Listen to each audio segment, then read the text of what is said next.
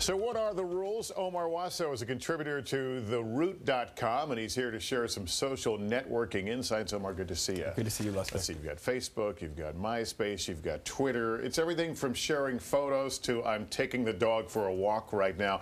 This is exploding so quickly, so is it almost too early to talk about where the lines are to be drawn, what the rules are? Yeah, it's a moving target. What you see with technology is that it changes our etiquette. And so, for example, in the early days of the answering machine, it was considered rude to have an answering machine because people are like, are you screening my call? What's going on here? But then later, as more people had answering machines, it was rude not to have an answering machine. Hey, wait a minute, I want to leave you a voicemail. Where are you? But then the term friend is being used rather loosely now, because friend doesn't mean friend like in the old way that we have this close acquaintance. So what are the rules in terms of making someone's acquaintance if I want to be your friend? Is it okay to say no? I have a few recommendations, and there's no one right rule for everybody, but I would say you want to, if you don't know somebody, you probably shouldn't friend them, and if you don't know somebody, then you want to be sort of tentative. You want to be careful, or it's all right to ignore them, which is the thing on Facebook. It's okay to decline.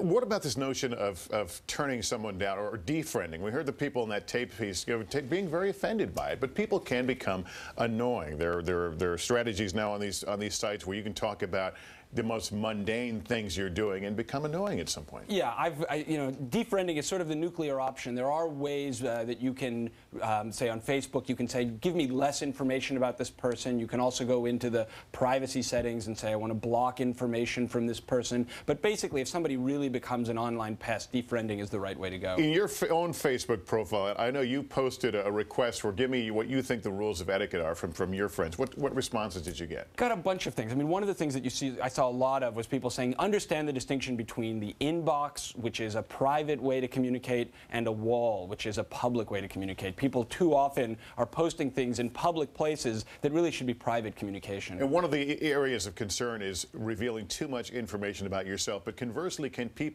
other people reveal too much information about you? Yeah, so what can happen, for example, one story that someone told me was that the guy was on a job interview and his friend posted to his wall, hey, it was great to see you in LA, and that ended up revealing to his employer that he was not taking his day off as he had explained, but was somewhere potentially getting this job. It is the internet, and this stuff lives on for everyone to see, potentially. Now, the latest craze to make the news is the list of 25 random things about me. Why has this list been so persistent in our news feed, and why do people insist on writing on them? Well, you know, I think there are a couple of things that it taps. One is it's like the old chain letter of another era where, you know, people just sort of like to forward things on. It's a bit of a fad. But the other is it gives you this invitation to talk about yourself. And in a lot of ways, what these things are is this sort of deeply narcissistic opportunity to tell the world about me that I exist. And so this is this invitation where somebody's saying, oh, you've received the letter. Now you have to write about yourself too. And